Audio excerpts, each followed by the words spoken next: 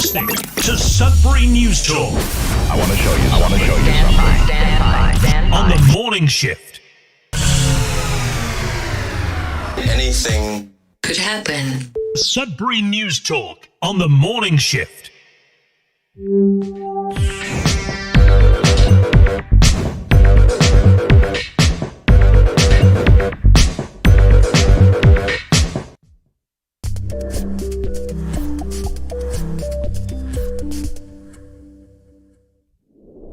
Good morning, everyone. Welcome to Sudbury News Talk on the morning shift. I'm AJ Walsh. Glad to be here with you, and I'm glad that you are here with us. We're live on CKLU 96.7 FM on the radio, and we are also streaming online at cklu.ca.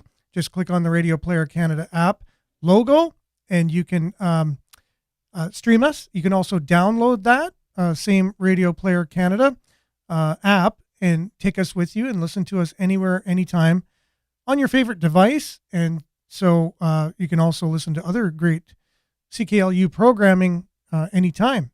And CKLU is a not-for-profit local community radio station, campus and community radio station. It's been around since 1984, and it relies on support from the community. And so if you feel that you can support CKLU, all you got to do is donate. There's a donate button there. So we really appreciate you, whether you're from Sudbury originally, you're in Sudbury now, you're not from here, but you're living here now, you're from here and you're living abroad. Either way, you're checking in and you're seeing how things are here in Sudbury. We're trying to keep a finger on the pulse with a community conversation on your station. We're also streaming live at facebook.com/Sudbury News, youtube.com/Sudbury News, and all things social media. So make sure to like, share, subscribe, follow on all of our social media channels. It really does help to build the community so we can have a more robust conversation, have more people's input, and learn a lot more about the world right around us and then more abroad. So we know that we can all learn from one another, and we all hold a piece of the puzzle sometimes to understanding the sometimes complicated world that we do live in.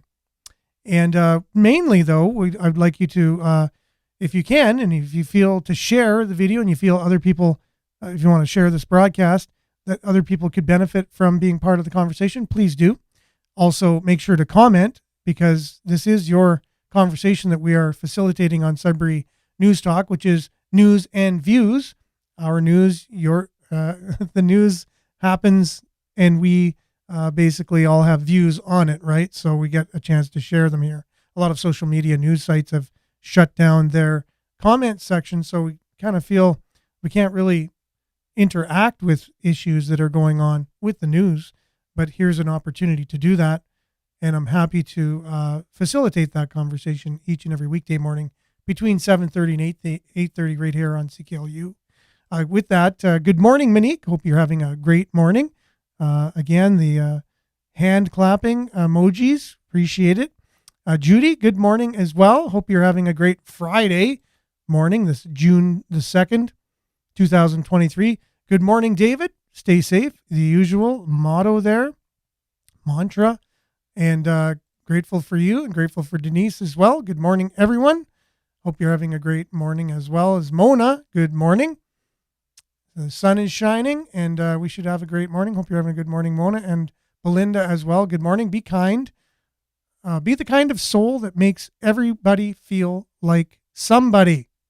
Love your morning positive quotes and one-liners. It's much appreciated. It puts me in a good mood and gets me off to the right start on the show, and I hope it does the same for everyone. Good morning, Anne Marie. Thanks for joining us. Hope you're having a great Friday morning as well as we're looking into the weekend. Let's see what kind of a weekend we can expect here in Sudbury. And we'll get right into, got a little bit of sports this morning. We have Billy joining us a little bit later. News headlines, we'll break it down for everybody. Lots to talk about as usual. And we'll be back right after this.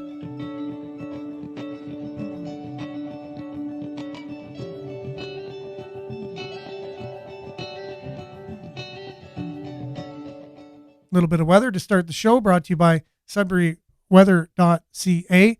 As you can see on the screen on the top right corner, if you're watching, if you're listening, there's a heat warning still in effect for greater Sudbury and vicinity, with maximum temperatures up to 19 to 30 degrees Celsius. That will continue into the evening, with daytime temperatures expected to be at those temperatures, and the night only being 13 to 15 degrees. There's risk for young children, pregnant women, older adults, people with chronic illnesses, and people working or exercising outdoors to get fatigued and dehydrated. And there's health risks to the heat, right? For those who are vulnerable, drink plenty of water even before you feel thirsty, and stay in a cool place. And never leave pets in a car with the windows up when it's hot. So a little bit of tips from your Environment Canada. Currently it's 19 degrees, partly cloudy. And today we can expect a mix of sun and cloud, 30% chance of showers, changing to 70% chance of showers this afternoon. Risk of thunderstorm again in the afternoon. Yesterday we had a risk of thunderstorm, but it did not transpire. Just got to say that, but you never know today. High of 29. The humidex will feel like 33. UV index is 8 or very high. Tonight, partly cloudy with a 70% chance of showers early this evening and a risk of thunderstorm. Clearing in the evening, a low of 15. Saturday, sunny. High of 27 and the UV index the same, 8 or very high. And then on Sunday, it is 40% chance of showers predicted. High of 28. Monday, cloudy, 23. Tuesday, high of 20 and sunny. So we're getting a little mixed bag here going on in terms of temperatures and weather. It was looking rather sunny, but now we're getting some much needed precipitation possibly today. So hopefully it does happen and then gets right out of Dodge and clears up so we can have a beautiful Saturday after that. Sunny on Tuesday, 20 is the high. Mix of sun and cloud for Wednesday, Thursday. 21 and 22 are your predicted highs for those days. A little look at your satellite over northern Ontario. For those on the radio, you can just see a mix of sun and cloud and some activity from the west coming towards us. And then there's some also clearing spots as well there. So anyways, mixed bag. That's your Sudbury weather, brought to you by SudburyWeather.ca. We'll be back with a little bit of sports update. And then Billy, your headlines, your comments, and much, much more right after this.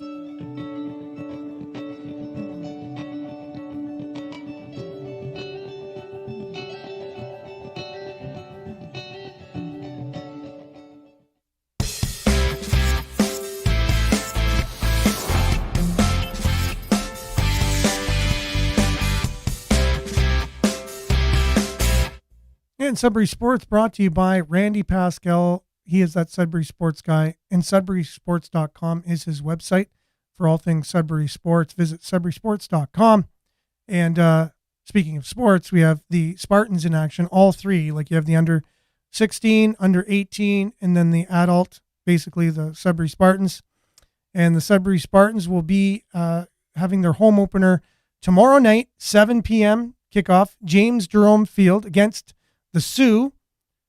So make sure to get out there and support the game. Usually they have special ticket prices for the youngins. And it's just a great family outing. And it'll be sunny, some football, James Jerome Field. You know, if you got nothing, you know, what else, you know, are you going to do? Maybe you got other plans. I don't know. But if you're not doing anything else and you want to support Sudbury Sports, get out, support the Spartans, their home opener.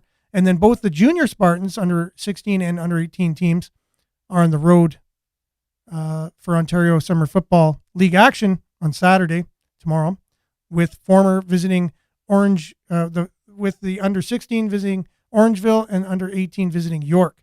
And then all three local squads will be in the Sioux the following weekend. That's your Sudbury Sports, brought to you by SudburySports.com. We'll be back with headlines, Billy, your comments, and much more right after this.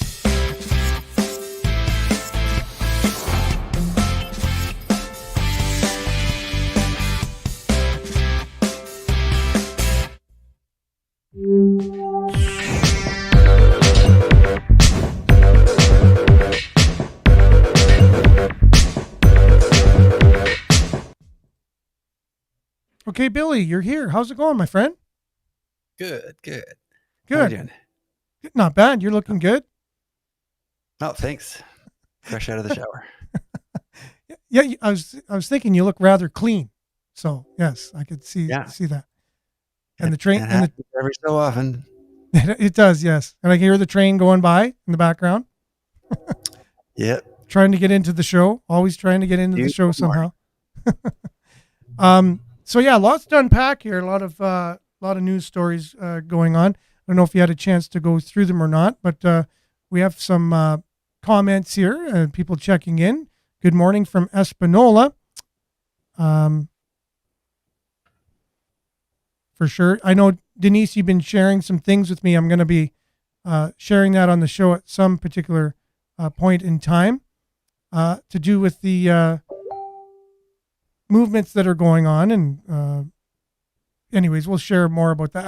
I appreciate you sharing stories with us on Facebook. Continue to do that because I have to dive deep into it. We'll have some stories on that coming up a little bit later. I just don't want to derail the show currently because we have the shows kind of lined up this morning. But good morning, Aaron, everyone, bon matin, and Billy, I'm sure. Diane, thanks for being with us. Denise, see, magic in rain for the gardens. Yes, for sure. We definitely need rain for our gardens. Thanks, Denise. Good morning, Vin. Thanks for being with us. Yes, Diane. Good morning, Billy, as well. Bon matin. And Jerome, good morning. Let's have at her, y'all. Appreciate it. Thanks for the video you shared this morning too, Jerome. I was watching it and kind of got lost with the time for a bit there. I'm going to have to see if Billy possibly could work his video magic editing skills and get that on the show somehow. It is a former Global Toronto, or a Sun and CBC reporter testifying at the National Citizens Inquiry, and it's really cool. He does a presentation. What's that, Billy? I did see some of that. Yeah, it's really informative. Yeah, I'll take a look for it. And you don't have a link, I guess, obviously. I can share that with you. Yeah, for sure. I can forward it to you. It was the link. It was the video that Jerome shared with me. The entire presentation made by this journalist at the inquiry, really telling about 3 years ago, some of the stuff that was happening with mainstream media and his personal experience with it. And so very, very enlightening onto why the media handled things the way they did. It was pretty cool. So hopefully we can get that trimmed down so it has all the main points in it and then be able to have it on the show. Other than that, it would have to be we just share the whole hour and dedicate a whole hour to just playing that for the show, right? So there's so much good information in it. Well, there's probably a couple of takeaway points that could be brought up from it. Definitely. And you could put a little list, timestamps, references. For sure. And I remember being on the show saying I heard a CBC reporter was testifying at the National Citizens Inquiry, and then I guess a couple comments That's said true. no. When you hear it from their voice, when you hear first person from them, it's probably a little more real or something. Yeah, because people say what they say. Oh, you say you're just a CBC hater or whatever, blah, blah, blah. You're not from there. But someone who's actually worked there, which we did have another person who worked for Global, saying the same thing was happening to her. And now I heard there was someone from the CBC also testifying. And here we go. So thanks, Jerome, for sending that. We'll do our best because it's really telling. It's just really, it's like pulling back the curtain to what's going on in mainstream media, and makes some sense to it makes sense of what we've been going through and maybe why we've been experiencing what we've been experiencing the way we've been experiencing it for the last 3 and some years. So yeah, lots to talk about. I think I want to get to the first story I'd like to share is right at the top of our news, Sudbury News, our feed at our Facebook at Sudbury News. And it's the convention that you were actually at Cambrian College. North to reap rewards of BEVs, Minister tells delegates. So Ontario Mines Minister George Peary tells delegates to Sudbury Battery Electric Vehicle Conference that Northern Ontario's mining industry is going to power the future in a sustainable and clean energy fashion. So you were there to hear that particular I caught some some of of the these. stuff. Yeah, it was good. There was yeah, I guess it was like a little bit of the State of the Union and a bit of what do they call a SWOT assessment. All the things that things they have going, the challenges. But Cool. sounds like they ultimately need more government funding. That's one of the takeaways that I got from it. That's the model. That's the way we do things, especially here in Canada. There's very little private initiative. It's usually needing the government to help us with our big projects, right? Just as the Well, there's another, it's actually very symbolic to like when you see someone and they finish their speech and like you're just waiting for that first person to clap. oh And like if nobody claps, like then nobody claps. But if one person, you just hear that one little tick and then all of a sudden it's like yeah, starts. exactly.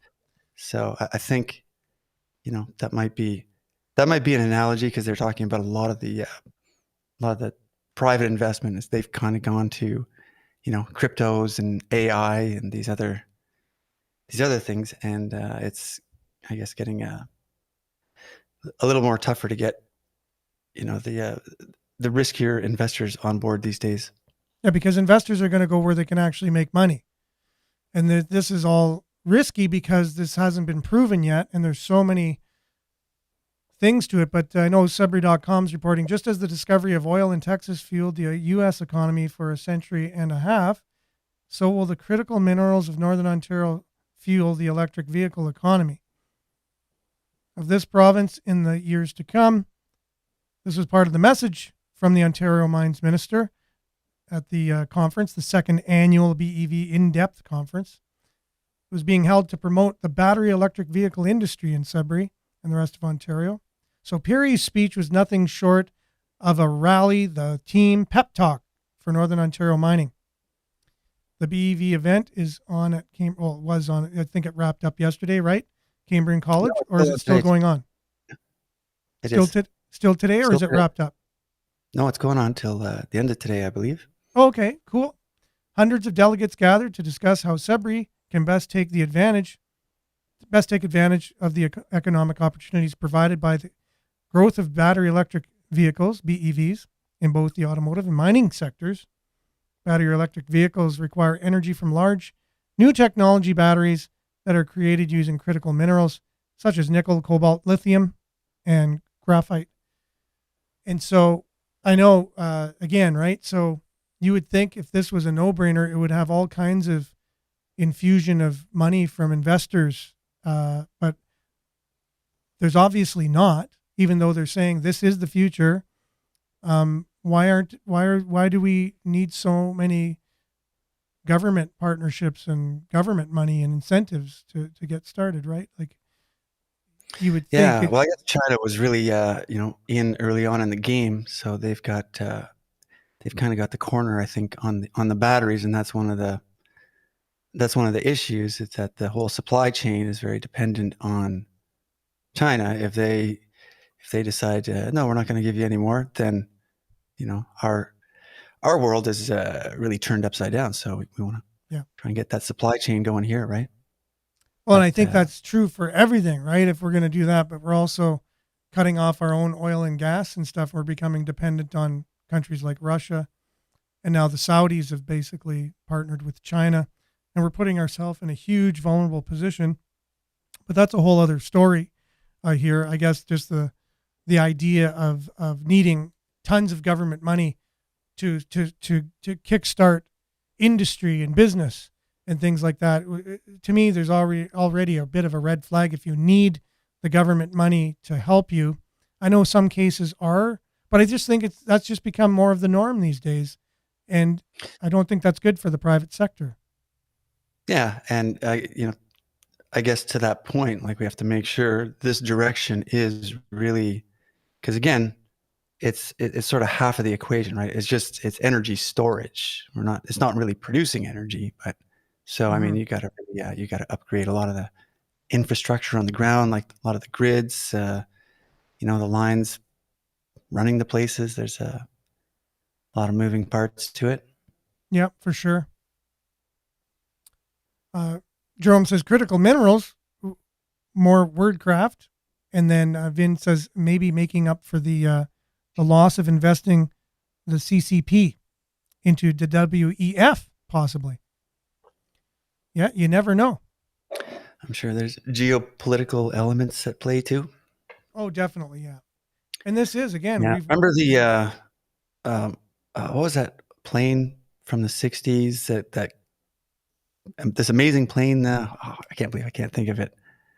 That Canada made, broke all these records, and then kind of like some global players stepped in and said, no, shut that down and dump them all at the bottom of the ocean. Avro. The great Avro, yeah. So, there is big muscle out there you got to contend with too. Yeah, for sure. Like you said, there's just, you wonder why. Looking into the Avro Air story. Arrow. Yeah, like there's a lot of telling things because a lot of people were questioning. We talk about they a lot on the show, right? Who are they? Like, come on, like you can't speculate with they, but I think they were behind the abolishment of the Avro Air initiative, because if you think of how good that plane was, I think Dan Aykroyd even made a movie about it, and pretty interesting stuff, right? So you would think you make something that cool and that great, how could that just come to an end, kibosh? So that's very telling when you look into things like that as to, well, who stopped it? Like, okay, who are they? Who are they in that scenario? And then you start doing the rabbit hole thing, and you start seeing that,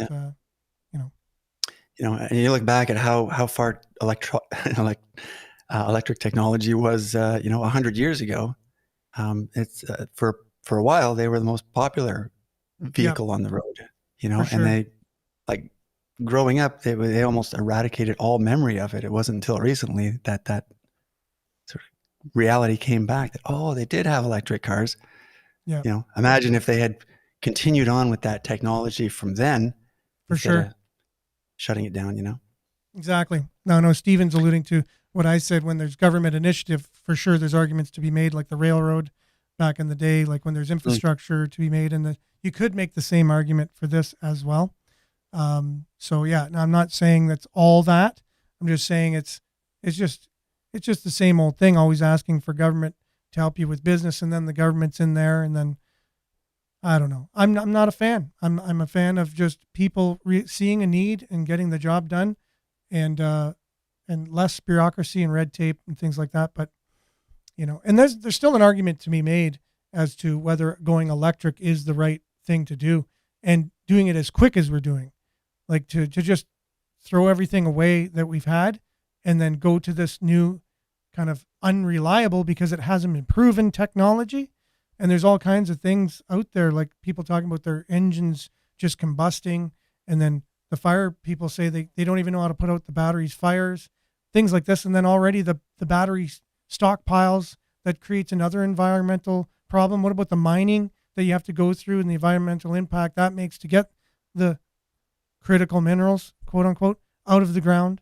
Things like that, right? So there's a lot of arguments to be made, but I don't think that conversation is going to be happening anymore. I think it's just, we've made the decision, we're moving forward, we're going this way, whether we like it or not. And so that's a whole other story, right? So I don't know. I think the conversation is happening. Like, well, we're having it right now, but I mean, by and large, they're happening at these conferences too. Like they're, this is again that SWOT analysis. Figuring. Yeah. I'm not sure that it's and again, great batteries is still a great idea. For sure. Like whether or not, like, to put all our marbles, in that pile is another story. But like, yeah, like, sure, let's keep moving with the batteries. That's. But I think the way they're doing it way too fast without looking at the complications of going so fast.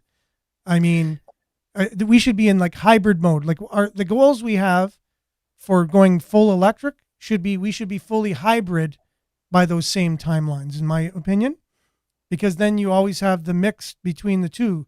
So if you're on the road and you're a hybrid, your gas engine can actually charge your battery. Whereas if you're all battery and you run out of battery, you got to get it to a charging station, which you said there's only 4,500 or so charging stations. I don't know. I remember like hearing that there was supposed to be a lot more than there was. Yeah. So. There's supposed to be like 30,000. There's only 4,500 or so. I wouldn't stand by any numbers, but something, along those lines. We're behind in what yes. we wanted to have, right? So a few comments coming through. Why isn't Canada self-sufficient? I've asked myself that same question many, many, many times. It's something that's worth looking into. Sorry, I'm just going to bring up one other thought that kind of came to mind about, I remember the fluorescent bulb movement. We got rid of all the incandescents and you brought in the fluorescence, and to me that didn't, for something fairly inconsequential, like I think in terms, if you looked at the ratio of, how much that was a factor, but you brought in these things that were actually a lot more polluting to the environment in a way. They had to, you're essentially told to get an hazmat suit if one of these things breaks to clean it up. Oh, for sure. And I'm thinking, who's at the reins of this world that made this call, and pushed so hard and just got everybody so rah about this. This is not a fantastic idea at best. Like it's possibly a bad idea. So sometimes the way the masses moves, it's got to be kept in check. Exactly. That's my opinion. Vince saying they'll just open LLCs. Profit in the driving. Oh, profit is the driving force. They'll just attempt to conceal their affiliation. Makes sense. And then Miles also agrees with me about the hybrid idea. And has the province ever had tax return to cover paying taxes due to employment rates being high? Alaska pays no state tax and every year gets money from the state due to export profits override imports, for sure. Alberta too used to have no tax or low tax, and they actually incentivize people to move there too. Like you get paid to actually move there. They give you 10 grand to just move to their state or province. I think Alaska and I think Alberta possibly at one point, but I know Alaska was paying people money to move there. So again, right, and then no taxes and whatever, because they're very rich in resources, and so the people, rightfully so, should benefit from that. Fusion, for sure. My brother's big on nuclear-powered cars. He thinks there should be nuclear batteries, and that's the way to go for many, many, many reasons. I believe they have they had a thing yesterday on what are they called? Like they're small plant generators. But anyway, there's I'm very intrigued by it. And then Belinda's talking about we have been conditioned. We're moving towards zero carbon footprint. Not realistic. And I know I was talking to my brother yesterday. He goes, human beings are mainly carbon. And we're trying to have a zero carbon footprint. I think that's some kind of subliminal messaging. They want zero carbon footprint. They want, and all the policies and stuff are very anti. Trying to reduce, Yeah, they're very anti-human when you think about it, right? We're saving the planet despite ourselves. We'll destroy ourselves to save the planet. Humans are mainly carbon, and so you want zero carbon footprint. That's a bit of a play on words, if you will, right? So if you're looking at the policies being made, you all know about Congo lithium. Yep, definitely. Yeah, the way they're mining these things, people are being, it's like child labor. They're going, if people really knew where all these minerals and things were coming from to get our electric cars, it's like it's going against any human rights progress we've made over centuries. But anyways, that's part of the nuclear fusion plants. They putting up fusion nuclear plants, which uses a lot of water, and they put them on fault lines. Yeah, that's true. I do notice that a lot of the nuclear plants are all on fault lines. across the world, which is interesting. We are the carbon they want to get rid of. That's Belinda. That's what, and it just came to me now as I was saying what my brother was saying yesterday. He wasn't even insinuating that that's what they mean when they say zero carbon. He's just saying, does that make any sense? We are carbon. How do we get rid of all carbon? You know what I mean? So, but yeah, it's kind of like we're the carbon. I think they mean like a net carbon, like yeah, no, I understand. No versus in. For sure. So there's a reward out for a murder suspect, and I'm getting a bit of an echo, and I'm not sure why. Do you have a laptop that's on with volume at all, or if not, that's fine. Just a bit of an echo on my end. It's fine if you don't have that, Billy. Yeah, I don't have anything different here. No problem. I'll just share the screen here on C and accused. So a reward offered for tips on whereabouts of murder suspect. Accused faces 11 charges, including being party to first-degree murder in relation to the April 21st murder at Overtime Sports Bar and Grill. Sudbury Rainbow Crime Stoppers is offering a reward for information leading to the arrest of a man police say was involved in the April 21st shooting at Overtime Sports Bar and Grill on Notre Dame Avenue that left a man dead during the evening of April 21st. Greater Sudbury Police said multiple men were involved in a verbal altercation at the sports bar. The group was ejected from the bar, but according to a statement issued by the owner of Overtime Sports Bar and Grill, a group involved in the altercation returned a short while later and fatally shot the 22-year-old Joe Cabigon. Incidentally, the pickup truck that Greater Sudbury Police Service said was used as the gateway vehicle in the shooting was seized by police late last month. We talked about that on the show.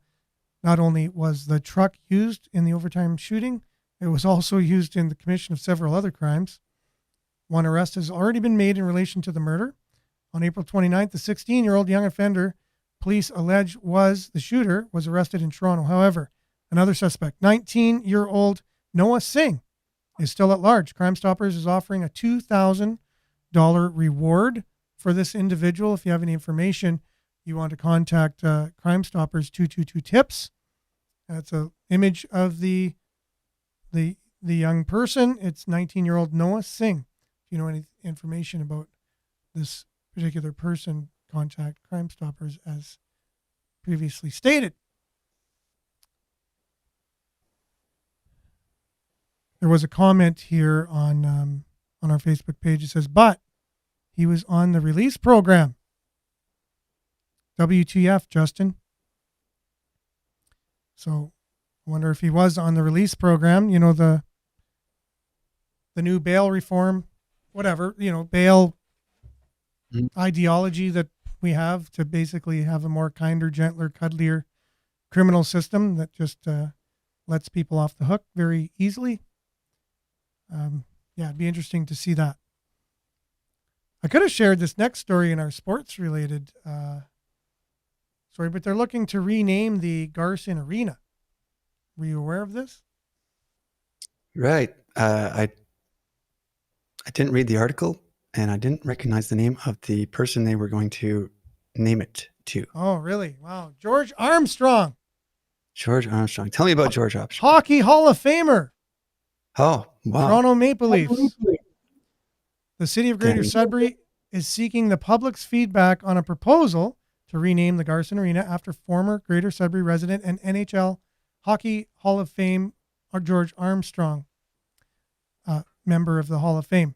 The Nichols City Minor Hockey Association put forward a formal request earlier this year to rename the Garson Community Center and Arena as the George Armstrong Community Center and Arena. The center's current name is generic, according to a nomination form submitted by Nichols Center Minor Hockey Association, which has proposed the new name, George Armstrong Arena Community Center. In the spirit of Indigenous culture and recognition in the city of Greater Sudbury, and due to the fact that George Armstrong had an incredible career as a professional hockey player of Indigenous descent, they said the center should be renamed after him. Yeah, I think, yeah. I don't know. Sounds sure. like he could use a higher profile. What's that? Sounds like he could use a higher profile.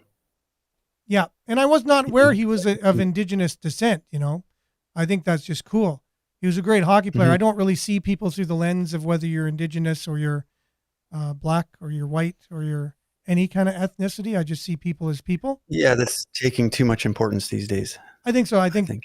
they're saying due to the fact he had Indigenous descent. I think due to the fact he was an awesome hockey player alone. I think, and he's from that area. You could rename the arena, right?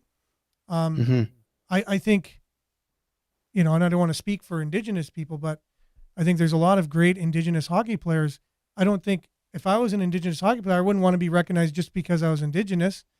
I would want to be recognized because I was a great hockey player. I think they're two separate things. I mean, reconciliation is one thing and it needs to be recognized. And then somebody's accolades in life need to be recognized for the accolades they made. I don't know. Maybe it's just me, but I'm in favor of renaming the arena for sure. So if you're interested in doing that, go to Sudbury.com. They have the full story and see how you can put your word in to get your input into the proposed renaming. They're looking for public feedback there. Cool. Okay, I think Belinda's going back to our last story, and we're talking about who they are, talking about the Georgia Guidestones, which are now blown up, by the way. They no longer exist, as far as I know. If you want to do a deep dive into what the Georgia Guidestones are, yeah, it would take, if you got some free time, and then ask yourself, maybe who are they who put up the Georgia Guidestones? A little bit of a rabbit hole there. Just sharing people's comments as we have to move on. So I apologize for people on the radio. If you're on Facebook or YouTube, you'll be able to see them. And you can see the show afterwards. It lives on Facebook, on our news feed, and also on YouTube at Sudbury News, youtube.com/Sudbury News. You can check out the broadcast later. Feds fund more inclusive, accessible spaces in Sudbury. So they're handing out several not-for-profit organizations shared in almost $250,000 of funding for renovations for new projects. I don't know if it's just me. I'm seeing Vivian Lapointe going around giving out a lot of money recently. I wonder if they're sensing an election coming up at some point soon.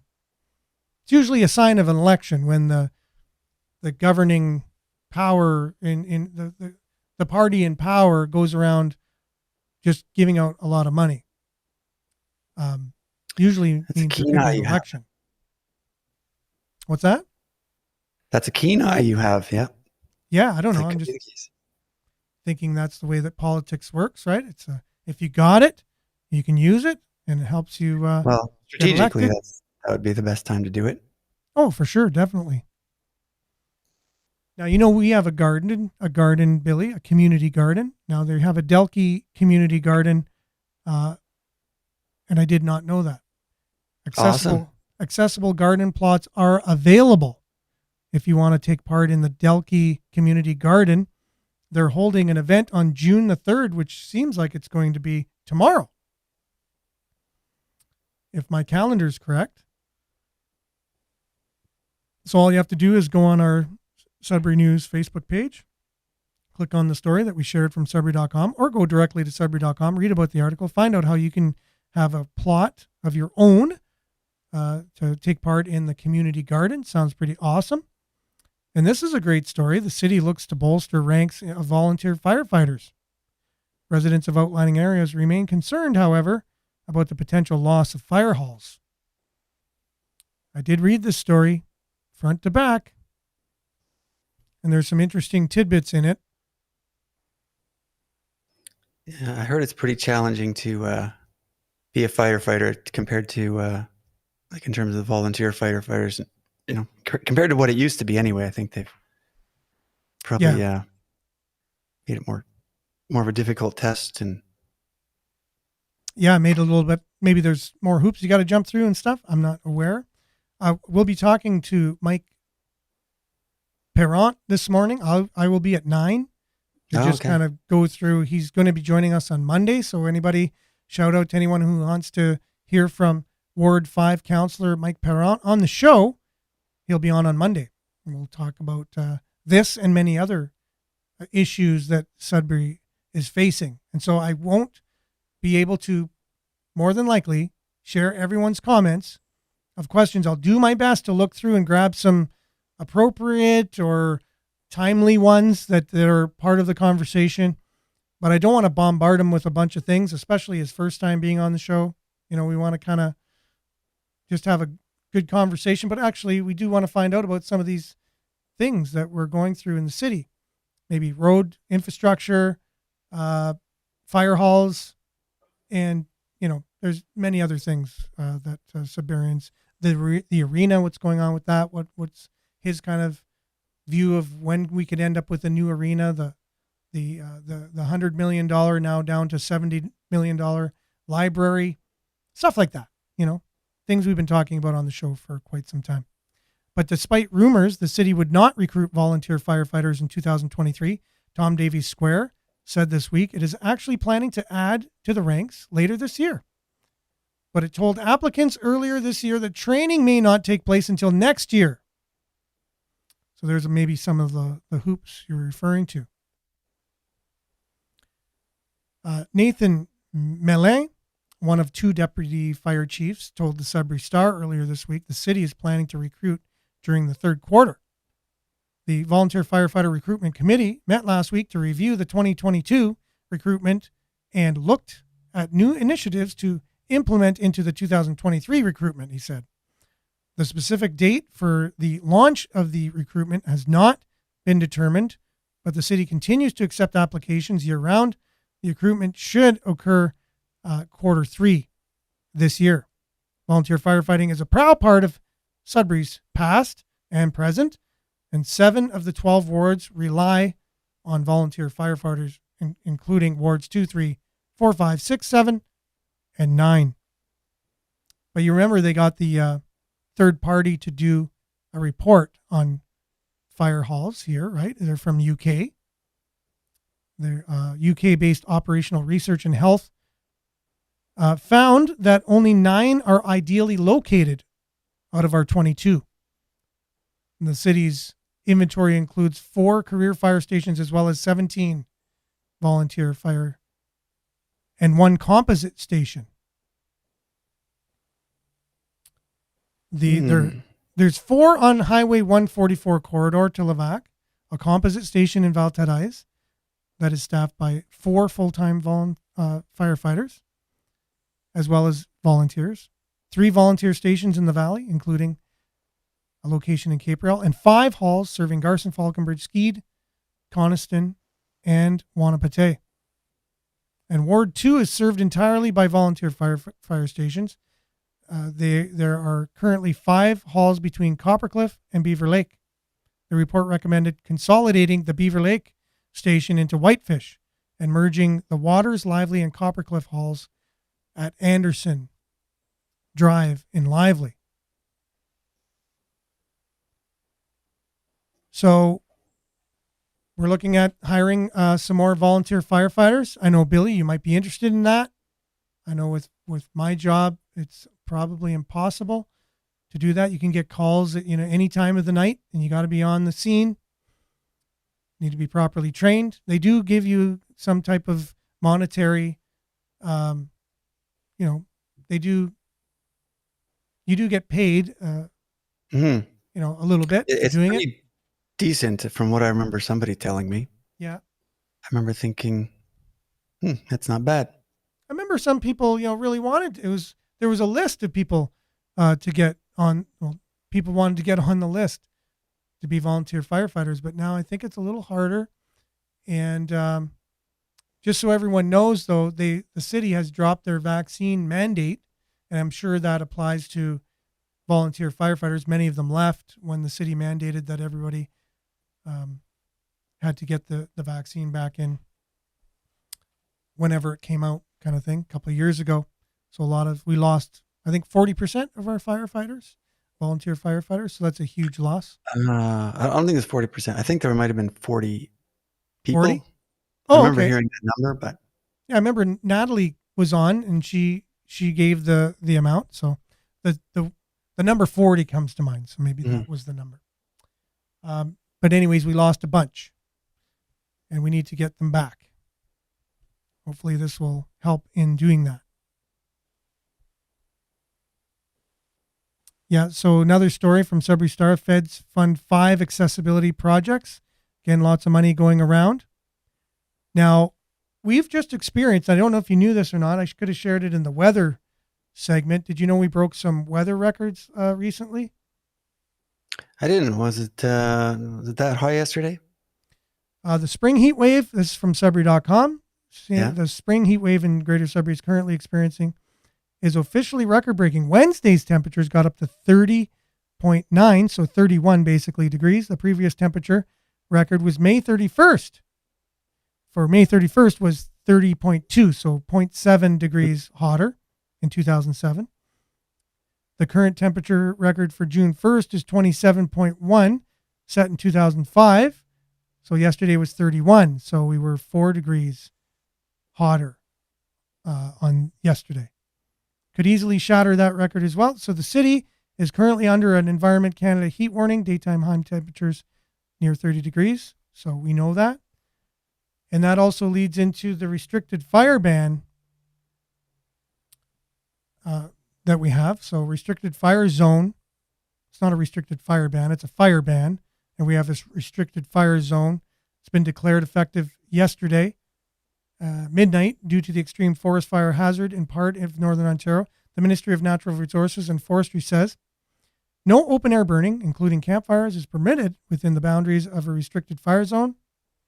Portable gas or propane stoves may be used for cooking and warmth. You wouldn't need it, I guess, maybe during the night, possibly, but must be handled with extreme caution, the ministry said. All burning permits are suspended. The restricted fire zone is in place until further notice, the ministry said. The zone includes the districts of Sault Ste. Marie, Blind River, Chapleau, Wawa, Sudbury, North Bay, Hearst, Cochrane, Kapuskasing, Timmins, Kirkland Lake, Minden, Parry Sound, Bracebridge, Pembroke, and parts of Peterborough. So it's a pretty big fire ban across most of Ontario. So there's severe penalties for ignoring the fire ban. What would you say is a severe penalty? I believe possibly. I don't know. A fine of 1 million. No, I'm just kidding. I wouldn't hazard to guess. So for that, you just have to check out CTV Northern Ontario. So it's a plug for local journalism there. CTV Northern Ontario. You click on the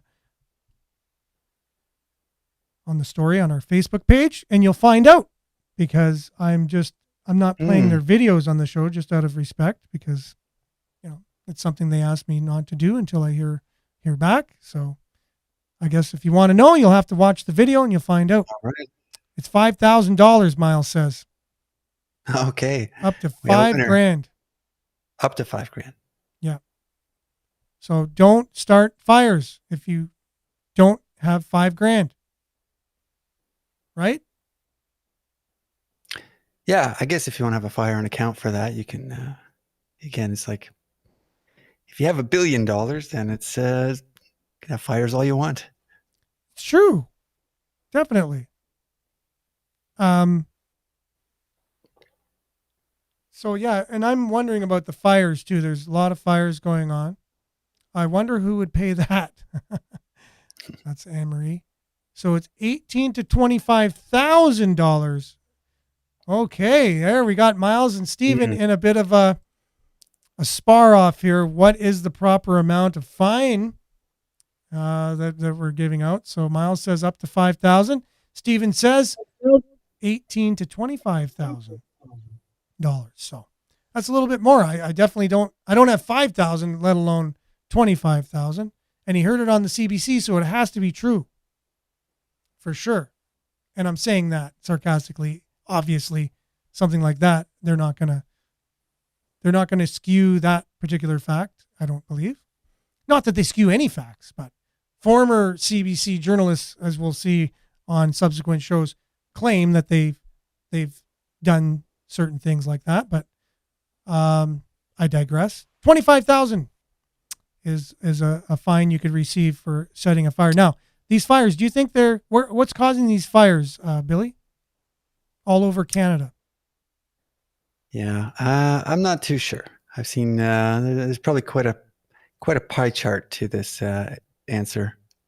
Okay. What do you think the big one is? I know what the CBC would say, which they've already said that this morning, the cause for the fires. And I know I guess the general, take on it is that it's caused by the dry temperatures. And we've had long dry temperatures before in history, right? I'm only 52. Well, I guess I'm. Yeah, you know what, I noticed we don't like this is the most recent memory where we've had so many days of just clear blue sky. For It sure. seems like for the past decade of sky watching, it's only like a day or two of blue sky, and then inevitably there's Some clouds. yeah, not just some clouds, but you can see you see a bit of Aerosol. haze forms out of the lines, and then Yeah. some cloud cover forms from that, and Yeah. but it's almost like I don't know what happened to these lines in the sky. Yeah, that was for a couple days. And I noticed the same thing. I was like, well, this morning they were out in full force. So the drive to work, you'll be happy to know they're back. But yeah, I guess they needed some holidays or something like that. So that's good. They need time off too. But I don't know. Are so many fires? I know they're back in Australia a couple of years ago. Remember, it was basically Australia was on fire, and then they had massive flooding afterwards. And it was basically said that it was based on climate change. But then they found about a bunch of nefarious people going around deliberately setting them. And so you ask yourself, why would someone go out and deliberately set fires when there's very hot, dry conditions, right? But I have to wonder. Part of the social engineering. I'd have to wonder, like how many of these fires are natural and how many are deliberately set. That's all I'm asking. I'm not saying one thing or another. I just would like to know that. Oh, Miles is saying you can get 3 months in jail as well with your fine of up to $25,000 having a fire. So we got to catch these people going. If there are people deliberately setting fires, causing these massive forest fires, need to catch them and get them in jail and fine them. 25 grand. Yeah. So I thought we had satellite images that just can hone in on things like that, right? Like I just, those cameras they have, and they can take pictures of license plates and things like that.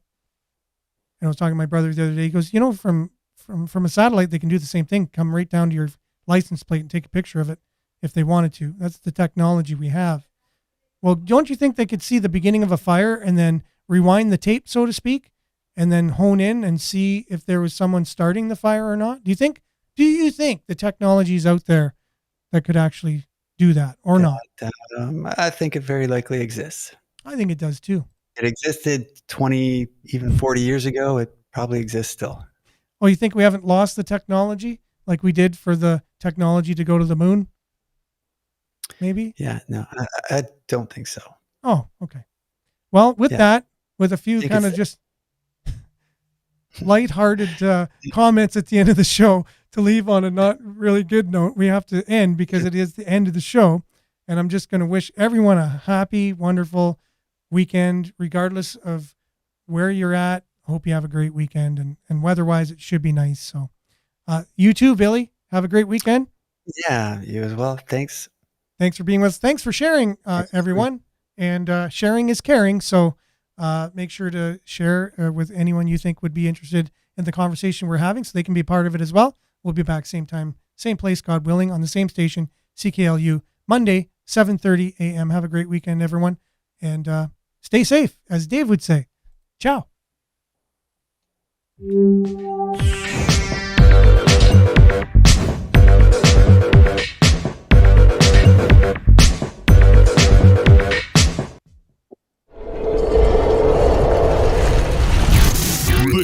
This is Sudbury News Talk on the morning shift.